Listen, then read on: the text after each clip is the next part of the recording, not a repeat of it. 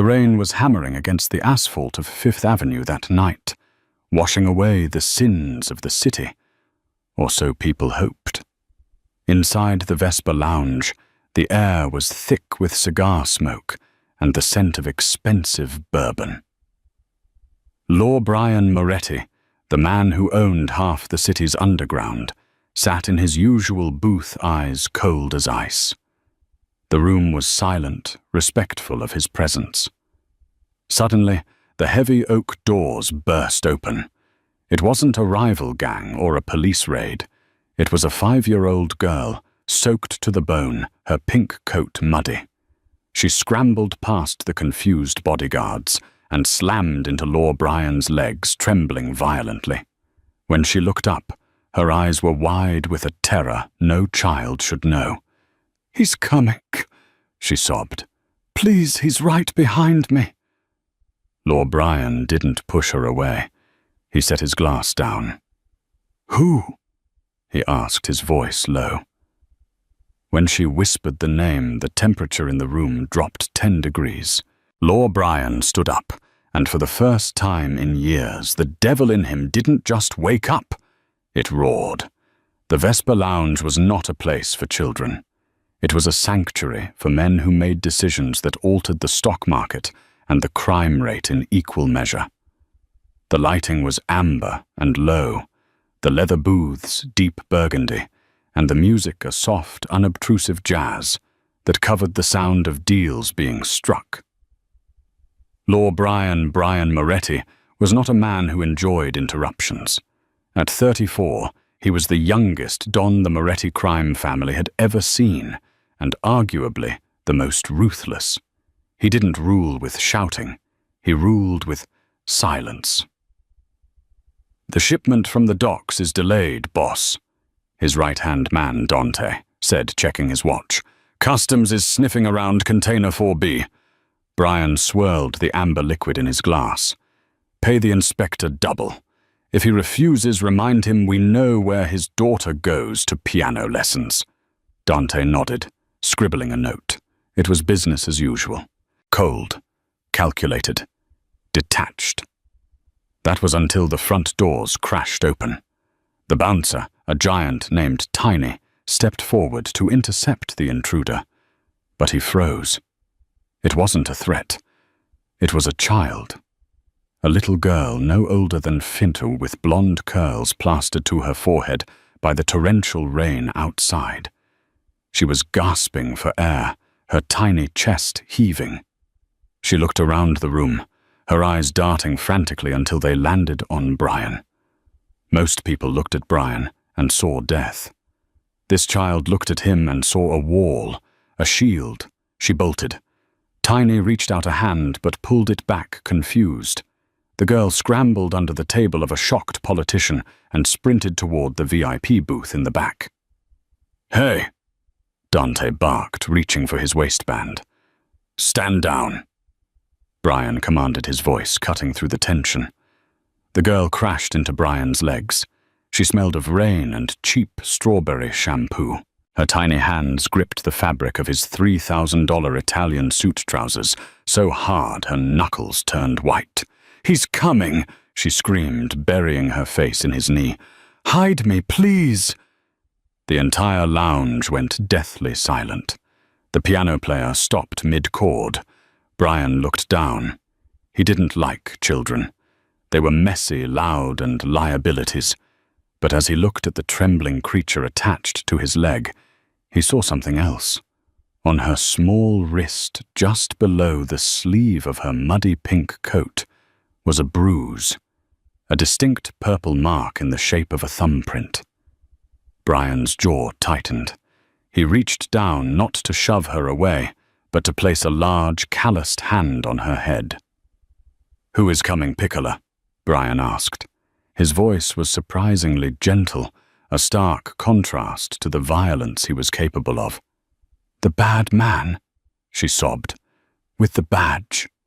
Brian's eyes snapped up to Dante. Badge. Police Martusul. Before Dante could respond, the doors opened again. This time, it wasn't a child. It was a woman. Emily Vance. Brian recognized her instantly, though he hadn't seen her in 3 years. She had been a waitress at one of his legitimate casinos. She was beautiful then, with fire in her eyes. Now she looked broken. Her uniform was torn at the shoulder, her hair wild, and blood trickled from a cut on her lip. She stumbled into the room, scanning the area, until she saw the girl clinging to Brian. Pure terror washed over her face, not of the man chasing her, but of Brian himself. She knew who he was. She knew what he was. "Lily!" Emily gasped, rushing forward, ignoring the bodyguards who stepped into her path. "Lily! Get away from him! Let her through!" Brian said, his eyes never leaving Emily's face. Emily fell to her knees beside the booth, grabbing the girl Lily and pulling her into her arms. "I'm so sorry, Mr. Moretti. I'm so sorry. We'll leave. Please don't hurt her." "Why did she run to me?" Brian asked, ignoring the apology. He looked at Emily, really looked at her. She was terrified. She watches the news," Emily stammered, wiping water from Lily's face. "She saw you on TV when you were acquitted. She thinks you're the king." "The king? Because nobody can touch you," Emily whispered. "She thinks you're the only one the monsters are afraid of." The heavy oak doors opened a third time. The atmosphere in the room shifted from confused to volatile. The man who walked in brought the smell of ozone and stale cigarettes with him. He was wearing a trench coat, and the gold badge on his belt was visible as he unbuttoned it. Detective Marcus Harrow. Vice Squad. Brian knew him. Harrow was a dirty cop who played both sides, but lately he had become erratic, violent, a loose cannon that the precinct couldn't control. Harrow stood in the doorway, rain dripping from his nose. His eyes were manic. He scanned the room and smiled when he saw Emily and Lily huddled by Brian's booth. "There you are, you little rats," Harrow sneered. He took a step forward, his hand hovering near his service weapon. "Emily, get up. You're causing a scene. We're going home." Emily flinched, as if he had struck her. Lily let out a high-pitched whimper and buried her face in Brian's suit jacket. Brian didn't move. He sat perfectly still, his hand resting on the rim of his whiskey glass. "Detective," Brian said.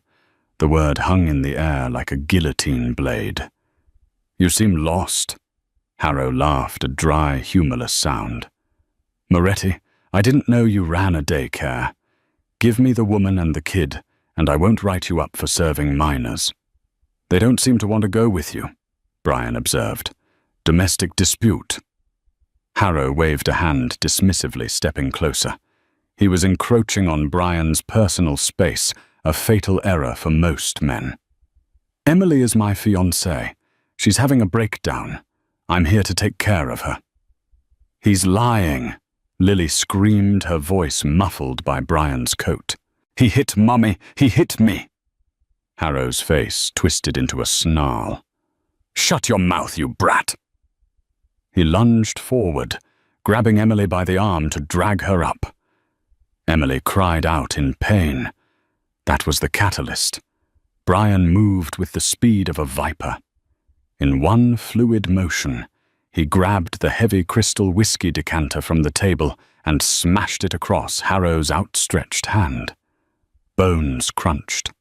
Harrow howled in agony, staggering back, clutching his shattered hand. Brian stood up. He towered over the detective. He adjusted his cufflinks, his face an unreadable mask of stone. "You touched my guest," Brian said softly. You assaulted a police officer."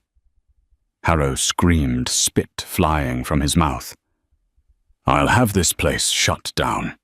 I'll have you buried." Brian stepped out of the booth. He walked toward Harrow, forcing the detective to retreat toward the door. You walked into my house, Brian said, his voice dropping an octave.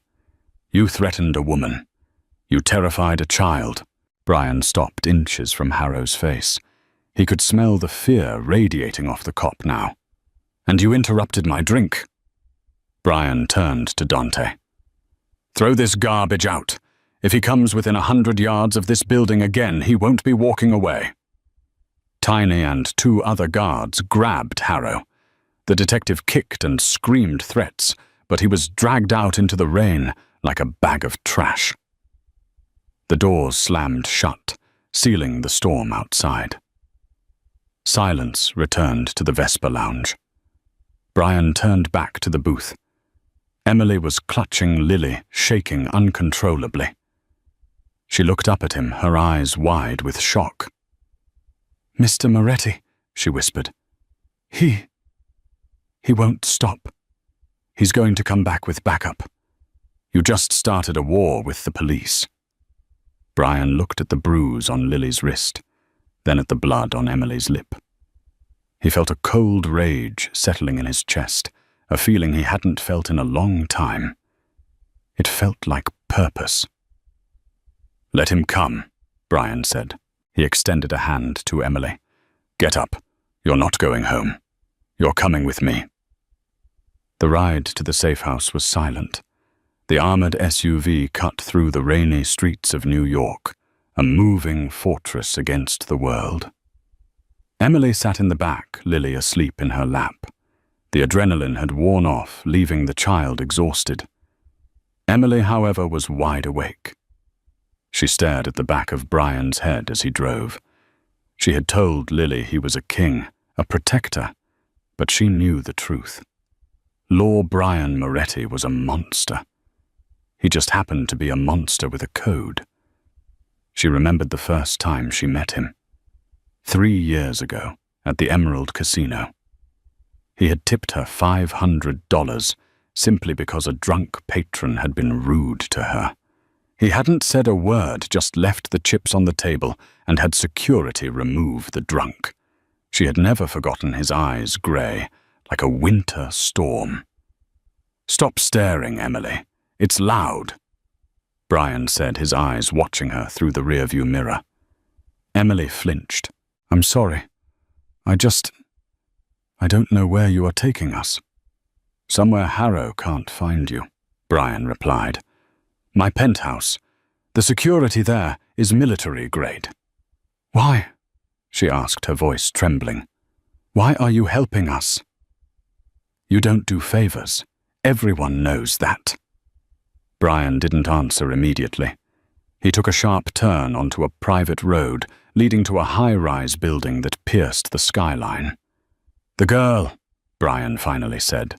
"She has guts, running into the lion's den to escape a hyena." The car came to a halt in a private underground garage. Dante was already there waiting with the security team. They ushered Emily and the sleeping Lily into a private elevator. The penthouse was breathtaking. Floor-to-ceiling windows overlooked the entire city. It was cold, modern, and lacking any personal touch. It was the home of a man who didn't live. He merely existed. "Dante will show you to the guest wing," Brian said, taking off his jacket. "There are clothes, food, whatever you need. A doctor is on the way to check the girl's arm and your face." "I don't need a doctor," Emily argued weakly. "I need to leave town. Harrow, you don't understand, Brian. He's not just a cop. He's sick." Brian poured himself a drink from the bar cart. "Sit down, Emily." It wasn't a request. Emily sat on the edge of the sprawling white sofa. "Tell me everything," Brian commanded. "And don't lie. If I find out you're hiding something, I'll put you back on the street myself." Emily took a shaky breath. "I met Marcus Harrow 6 months ago. He was charming at first. He helped me when my landlord tried to evict us. I thought he was a good man." She laughed bitterly. "It started small. Checking my phone, telling me what to wear. Then the drinking started. Then the hitting."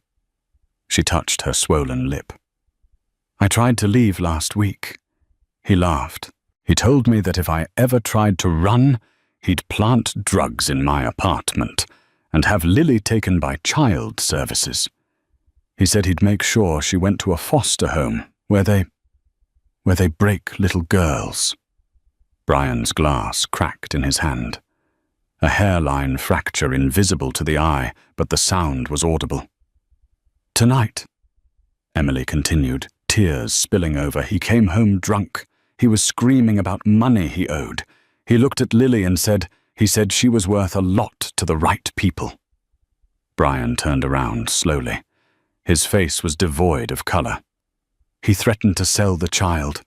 He tried to grab her, Emily sobbed. I hit him with a frying pan and we ran. We just ran. I didn't know where to go. Lily. She remembered the king from the news. Brian finished his drink in one swallow. This wasn't just domestic abuse. This was something darker. Harrow owed money. He was desperate. And a desperate cop was the most dangerous creature on earth. You're safe here, Brian said, his voice final. For how long? Emily asked. He's the police.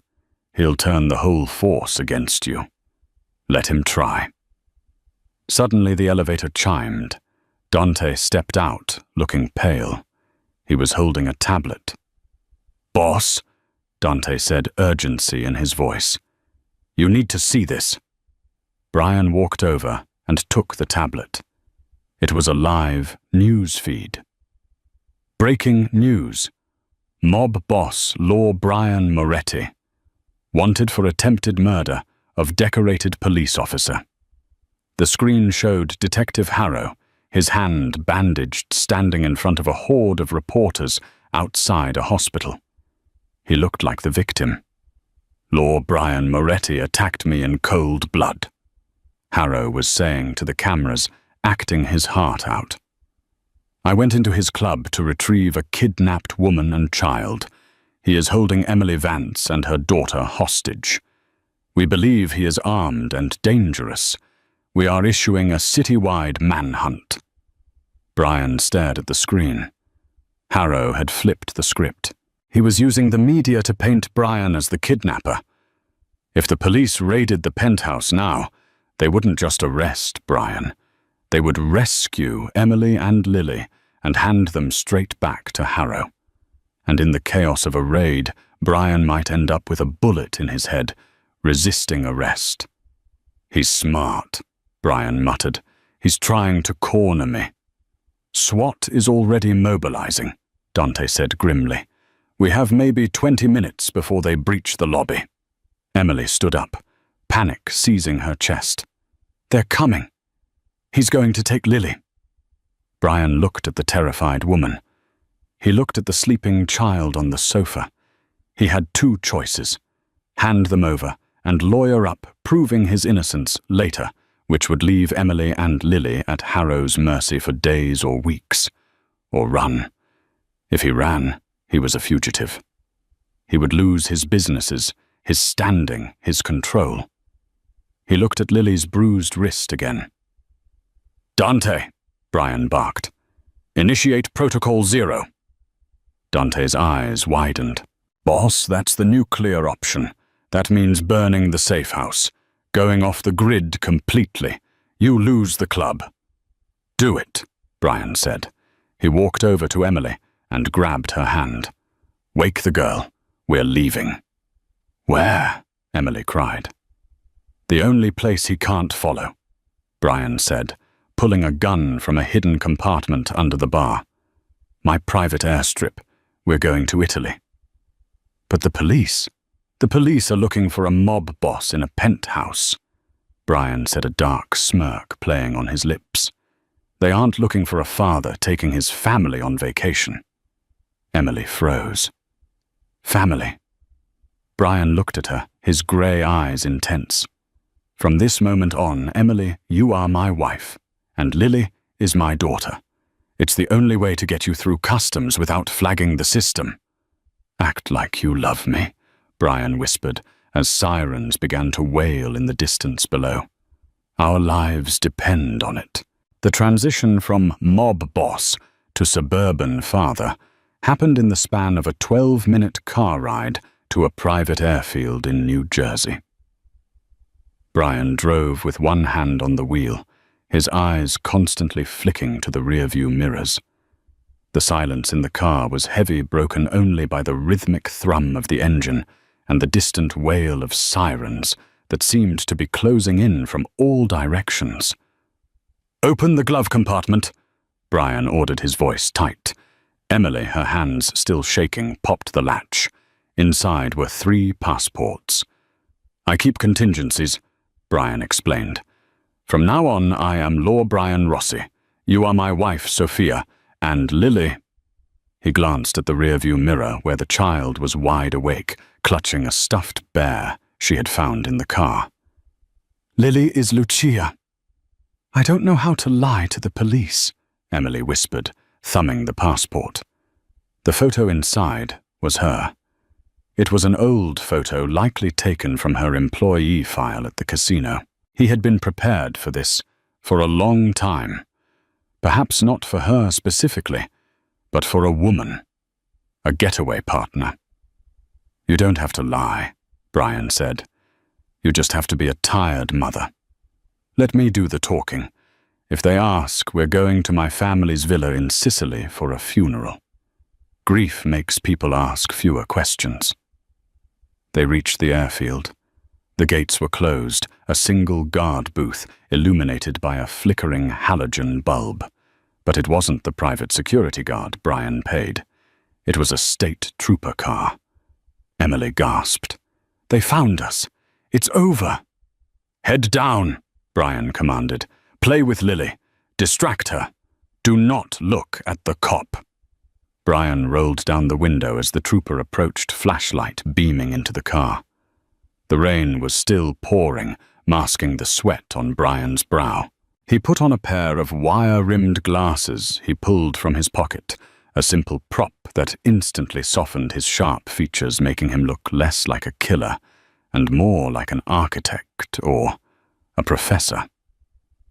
"Roads closed, sir," the trooper said, leaning in. "We have a fugitive situation in the city. All private flights are grounded pending inspection."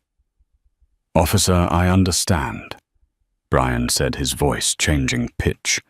It was higher, more deferential. "But my mother, she passed away this morning in Palermo. We're trying to beat the storm to get home for the burial." The trooper shone the light into the back seat. Emily was stroking Lily's hair, her face buried in the child's neck to hide her terror. It looked like grief. It looked like a heartbroken mother comforting a confused child. The trooper's gaze lingered on Brian. "ID." Brian handed over the Law Brian Rossi passport. The trooper took it, walking back to his cruiser to run the name. "He's going to know," Emily hissed. "He's going to see your face is all over the news." "The news uses my mugshot from 5 years ago," Brian said calmly. "I had a beard then. I have glasses now. People see what they expect to see. He expects a monster. I'm giving him a mourning son." Minutes felt like hours. Lily began to whimper. "Mummy, I want to go home." "Shh, baby. We are going on an adventure," Emily soothed, though her voice cracked. The trooper returned. He handed the passport back. "My condolences, Mr. Rossi. You're clear to proceed, but be careful, the weather is nasty." "Thank you, officer."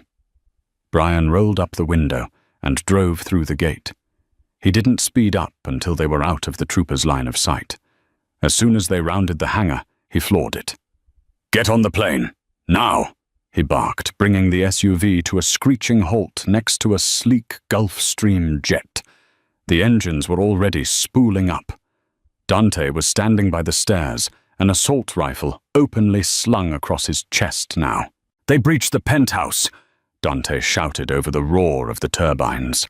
"Harrow is leading the team. They know you aren't there. They're tracking the car's GPS. "Destroy the car," Brian ordered, hustling Emily and Lily up the stairs. "You stay here, Dante. Clean up the loose ends in the city. If Harrow asks, I'm in Mexico." "Understood, boss. Buona fortuna." Brian slammed the cabin door shut and locked it. He moved into the cockpit, shouting at the pilot. "Go now, before they get onto the runway." The jet lurched forward. Emily buckled Lily into a wide, cream-colored leather seat. The luxury of the plane was staggering: gold fixtures, plush carpets, a bowl of fresh fruit on a mahogany table. It was a palace with wings. As the plane taxied violently fast, Emily looked out the window. Blue and red lights were flooding the tarmac they had just left. Police cruisers were racing toward the plane, but they were too late.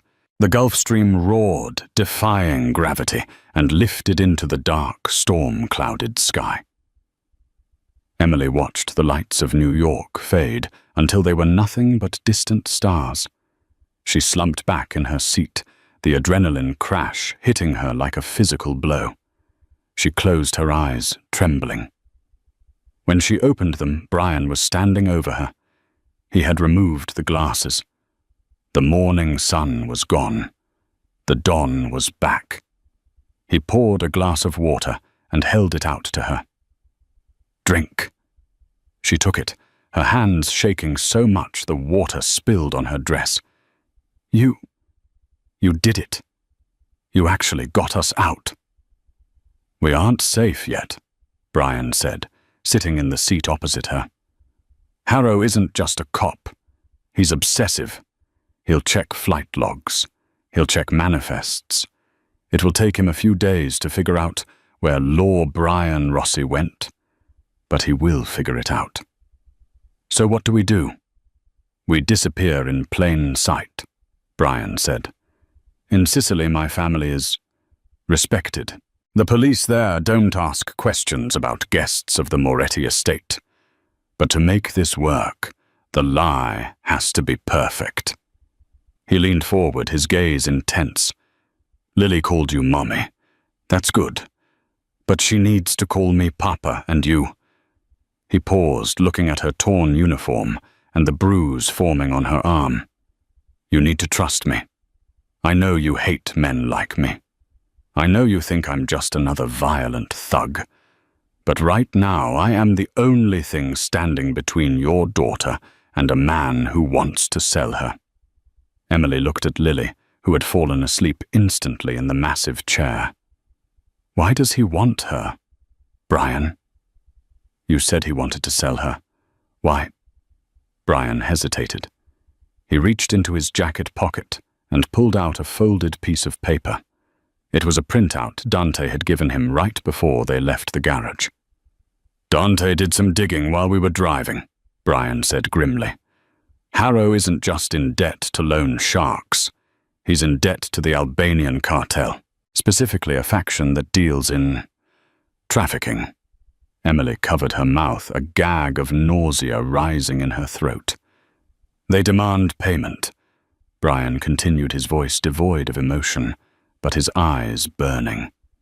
"Harrow doesn't have the money, so he offered them a substitute, a pretty blonde child to wipe his debt clean."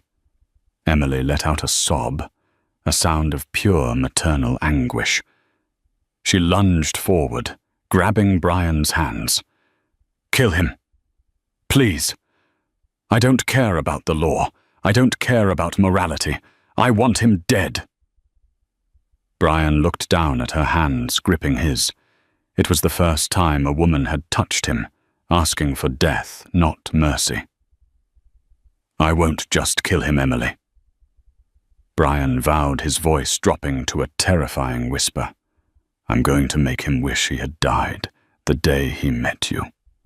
He squeezed her hands back, a pact sealed in blood and fear. "But first we have to survive Italy." The landing in Palermo was smooth, a stark contrast to the chaotic departure. The sun was just rising over the Mediterranean, painting the sky in hues of violent orange and soft purple. They took a helicopter from the airport to the estate, bypassing the roads entirely. The Villa Moretti was a fortress disguised as a paradise. Perched on a cliff overlooking the Tyrrhenian Sea, it was surrounded by high stone walls, olive groves, and armed guards who looked like groundskeepers. When they landed on the helipad, the air smelled of salt and lemons. It was quiet, peaceful. Emily stepped out, holding Lily's hand. Lily was wide-eyed, looking at the sprawling gardens. "Is this a castle?" she asked. "It's a safe house, Piccola," Brian said, stepping down behind them. He had changed on the plane into a linen shirt and slacks. He looked like a local. "And, yes, it's a bit like a castle." An elderly woman in a black dress came hurrying out of the main heavy wooden doors. This was Maria, the housekeeper, who had raised Brian after his own mother died. "Brian," she cried, throwing her arms up. She stopped when she saw Emily and Lily, her eyes narrowed, sharp and assessing. "You brought guests. You didn't tell me. I haven't prepared the guest wing." "They aren't guests, Maria," Brian said, resting a hand on Emily's lower back. The touch sent a jolt of electricity through Emily. It was possessive, firm, and part of the act. "This is Emily. And Lily. They are family." Maria's eyebrows shot up. She looked from Brian to Emily, then to the child. She saw the bruises. She saw the fear in Emily's posture. Maria's expression softened instantly. "Family," Maria repeated. She walked over and knelt in front of Lily. "Ciao, Bella. Are you hungry? I have fresh cannoli." Lily looked at Emily for permission. Emily nodded. "Go with her, sweetie." As Maria led Lily inside, the smile dropped from Brian's face. He turned to the head of security, a scarred man named Luca. "Lock it down," Brian ordered. "Perimeter patrols every 15 minutes. Sensors on the cliffside. If a seagull lands without permission, I want to know about it." "Si, Don Law Brian." Luca nodded and vanished into the shadows. Brian turned to Emily. "Welcome home." The next 3 days were a blur of tension and strange domestic quiet. The villa was vast, filled with oil paintings and antique furniture. Emily and Lily were given a suite that overlooked the sea. It was the most beautiful place Emily had ever seen, but she felt like a prisoner. She couldn't leave the grounds. She couldn't use a phone. Brian had confiscated her cell to prevent tracking. Brian was busy most of the time, locked in his study, making calls, running his empire from a distance. But in the evenings for dinner, he emerged. They ate on the terrace. To maintain the cover for the staff, some of whom Brian didn't fully trust, they had to act the part. "Pass the salt, Caro," Emily said one evening, the word dear feeling foreign on her tongue. Brian handed it to her, his fingers brushing hers. "You look better," he commented. "The bruise on your lip is fading." "The nightmares aren't," she admitted quietly. "Lily wakes up screaming every night. She thinks Harrow is under the bed." Brian stopped eating. He put his fork down. "I can teach her." "Teach her what?" "How not to be afraid." The next morning, Emily woke up to find Lily's bed empty. Panic seized her heart. She ran out onto the balcony and looked down into the garden. There by the fountain was Brian. He was kneeling on the grass. Lily was standing in front of him. He was holding a small wooden practice sword. Emily rushed down but stopped behind a pillar to listen. "Fear is a signal," Brian was saying, his voice low and serious. He wasn't talking to her like a child. He was talking to her like an equal. "It tells you danger is close, but you cannot let it drive the car. You understand?" Lily nodded, her face scrunched in concentration. "Like the bad man." Yes, the bad man uses fear to make you small, Brian said. But you are not small. You are a Moretti now, and Morettis do not cower. He handed her the wooden sword. If someone tries to grab you, you don't pull away. You step in, you stomp on their foot, you aim for the nose, you make them hurt. Brian, Emily cried out, stepping into the sunlight. She's 5. Don't teach her how to fight. Brian looked up. I'm teaching her how to survive Emily. Harrow isn't the only monster in the world. Lily looked at her mother, brandishing the stick. Look, Mummy, I'm brave. Emily's heart broke and swelled at the same time. She walked over and took the stick gently. I know you're brave, baby. Go inside and get some juice. When Lily ran off, Emily turned on Brian. Stop trying to turn her into you. I'm trying to keep her from ending up like you. Brian snapped. The words hung in the air, cruel and sharp. Emily flinched. Excuse me. Brian stood up, towering over her. Helpless, relying on men to save you. You have fire. Emily, I saw it in the club, but you don't know how to use it. If I die, who protects her? You have to be strong enough to do what is necessary. I am strong, Emily hissed, stepping into his space. I kept her alive for 5 years with a man who beat me every day. I took the hits so she wouldn't have to.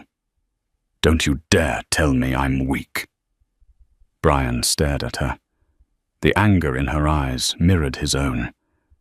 For a moment, the air between them crackled with something that wasn't just anger. It was recognition. 2 broken people who had learned to survive in different ways. Brian reached out his hand, hovering near her face. For a second, Emily thought he might strike her, but he just tucked a loose strand of hair behind her ear. His touch was burning hot. Then show me, he whispered. Stop acting like a victim. Be the queen she thinks you are.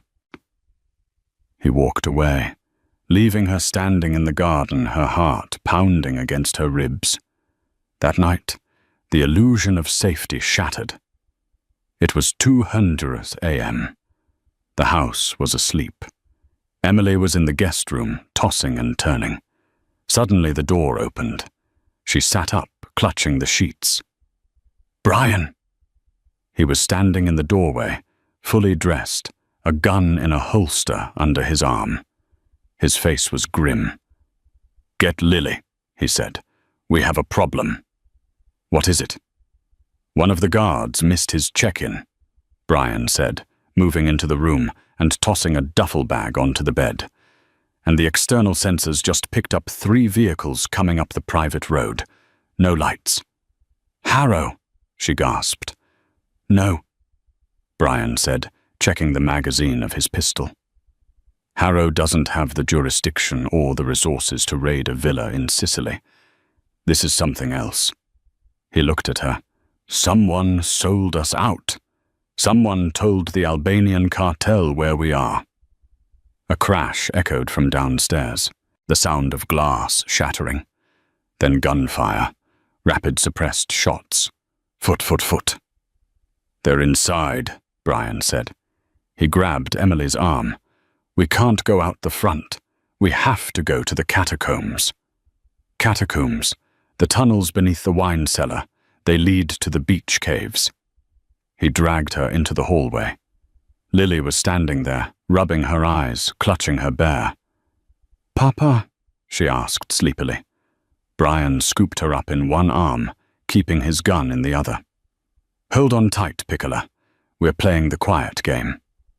They ran down the grand staircase, but as they reached the landing, a figure stepped out of the shadows of the living room.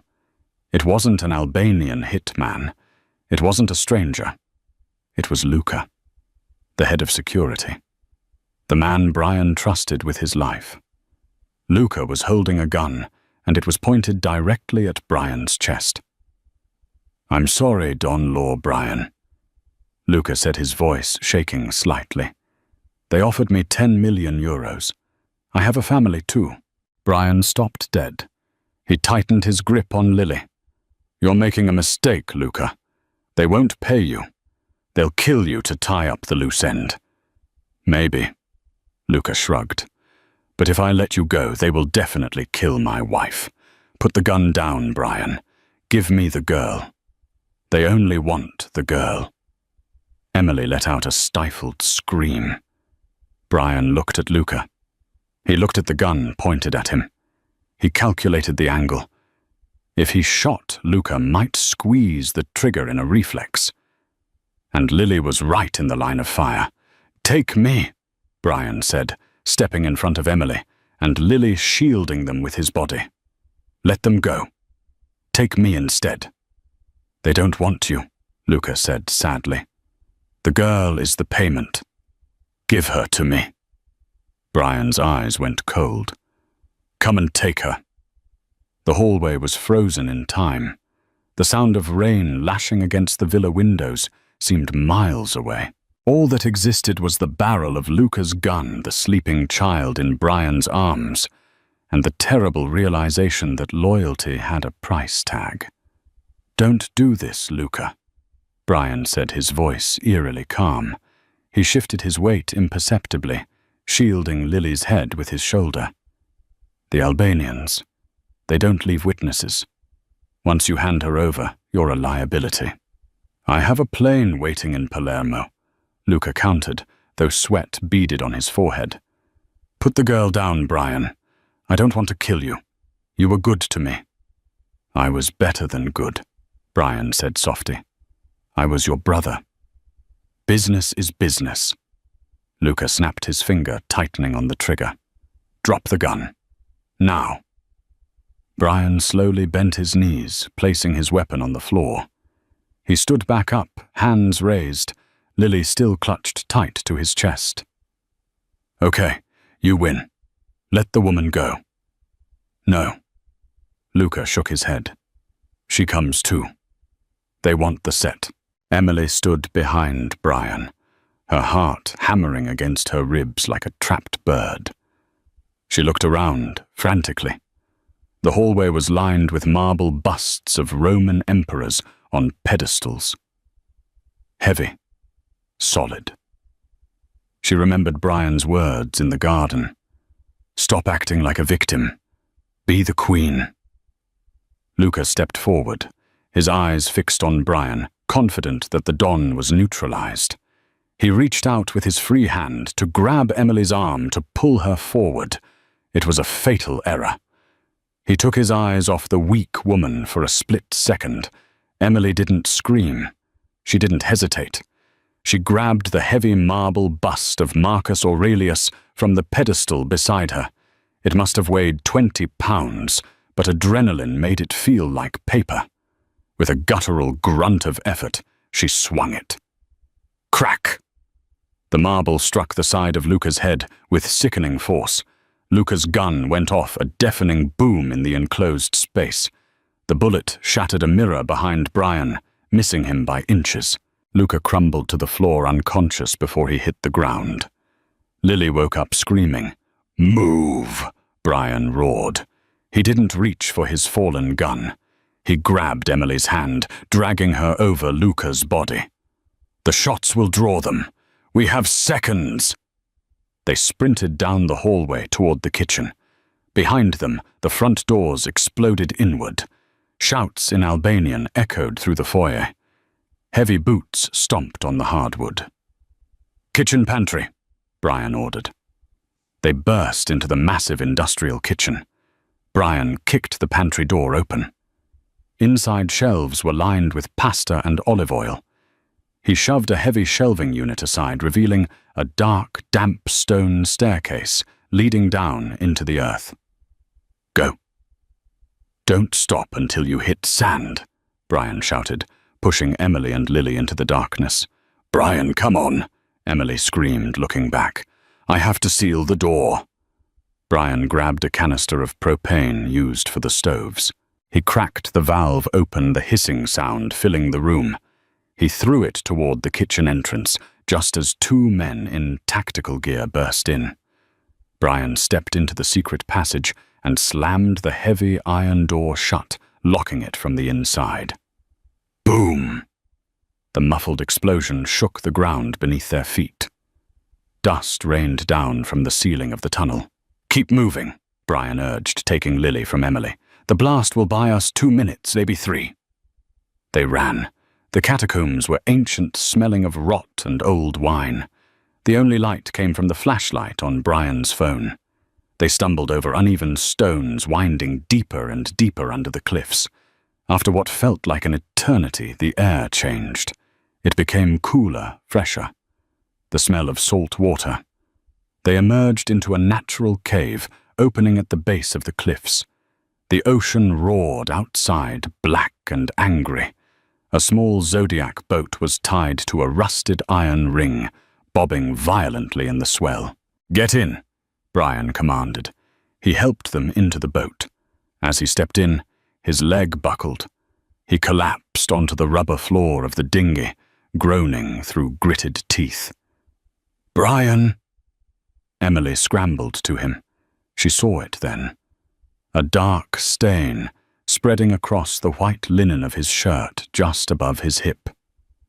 "You're shot," she whispered, horror flooding her veins. "Ricochet," Brian gasped, sweat pouring down his face. "From the hallway. It's not deep. It's bleeding a lot," Emily cried, pressing her hands against the wound. "Start the engine," Brian rasped, grabbing her wrist with a bloody hand. "Emily, look at me. Start the engine. If they get Kimega to the cliff edge, they will have the high ground. We will be fish in a barrel." Emily looked at the controls. She had never driven a boat. But she looked at Lily, huddled in the bow, shivering. She looked at Brian, who was fading fast. She grabbed the pull cord. She yanked. Nothing.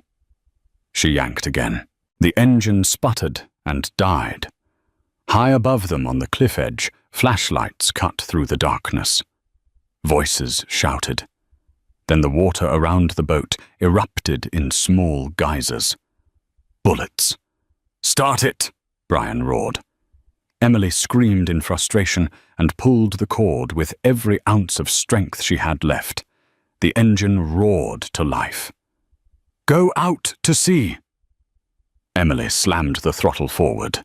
The small boat leaped over a wave, slamming down hard, jarring their bones. She steered them away from the jagged rocks into the open blackness of the Tyrrhenian Sea. Bullets pinged off the water behind them, but soon they were swallowed by the night and the storm. They drove for an hour in silence. The only sound, the roar of the engine and the crashing waves.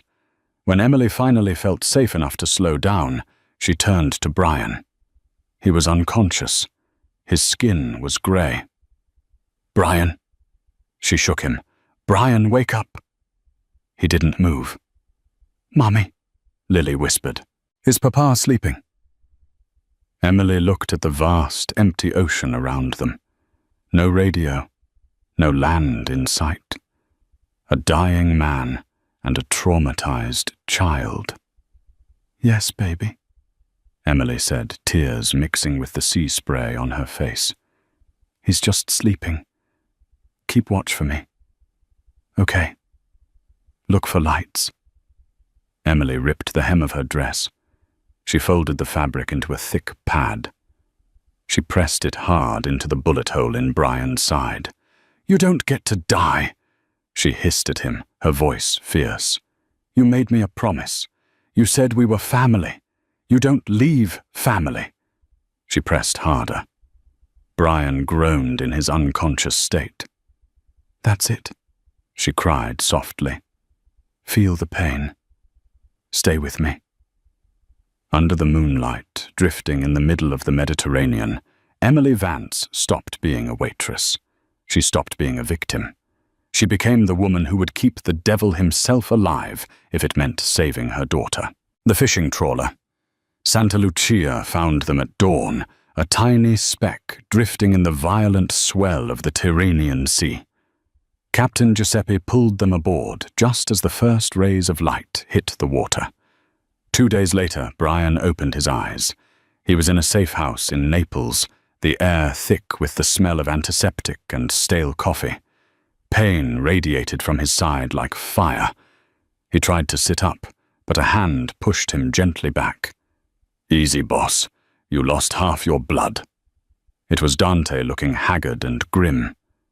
"Emily," Brian rasped, panic spiking his heart rate. "Asleep in the chair." Dante nodded toward the corner. Emily was curled up with Lily, wearing oversized clothes, exhausted but safe.